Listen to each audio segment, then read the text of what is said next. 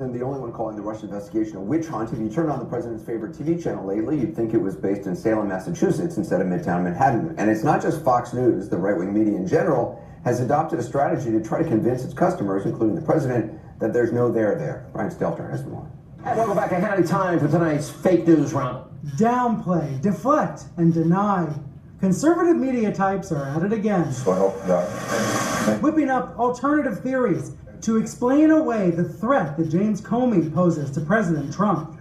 The theories are all over the place, from Comey broke the law. It is illegal if James Comey felt like the president was asking him to end an investigation and he thought it was obstruction of justice and he didn't report it immediately. To the suggestion that the press is focusing on the wrong president. If Comey has these memos regarding his meetings with Trump, he's got to have them with memos with his meetings with Obama. Pro-Trump hosts are even asking questions like, was Comey under the influence? When did you like to know, Jen? They're going to ask them all those questions. 3 drinks after 3 cocktails? And some Breitbart writers say the so-called deep state of bureaucrats is really to blame for Trump's troubles. When denials don't suffice, right-wing talkers deflect. Where were the Democrats in the mainstream media when we had Fast and Furious, or the IRS scandal, which I talked about in the beginning of the program, or Benghazi, or Hillary Clinton, or Hillary Clinton's email? Another tactic, just downplay it. Say the story's not a big deal. I would love to hear not have Russia in the news for a while. Sometimes you can actually see the feedback loop between these commentators. It's like a witch hunt. And the commander-in-chief. On Thursday, Trump tweeted that this is the single greatest witch hunt of a politician in American history. He was echoing these voices on Fox. It has just become a partisan witch hunt. This really appears to be a witch hunt. Trump's re-election campaign is now raising money off the controversies, claiming sabotage. And it's believable to some of his fans because of what they're being told in this echo chamber. There is a cultural war. They want to bully you into submission. And Brian joins me now. I mean, as you say, it's deny, deflect, downplay. Right.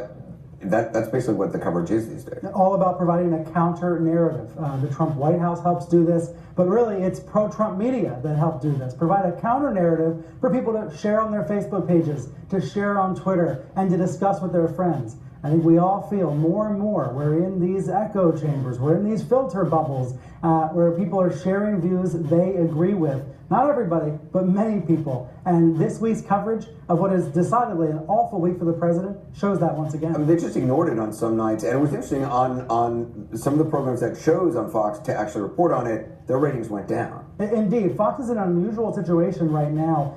The ratings are quite soft by Fox standards.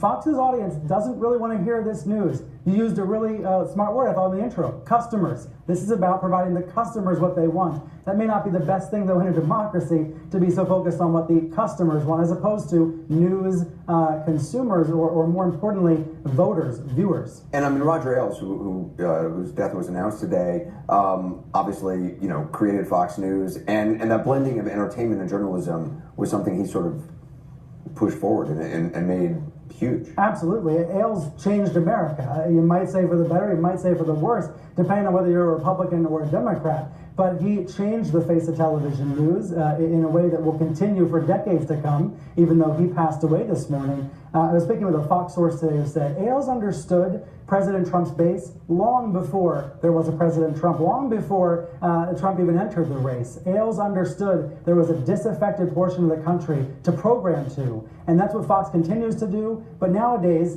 partly because Ailes created Fox, it's been joined by many other conservative media outlets that all reinforce this counter narrative. Brian, thanks very much.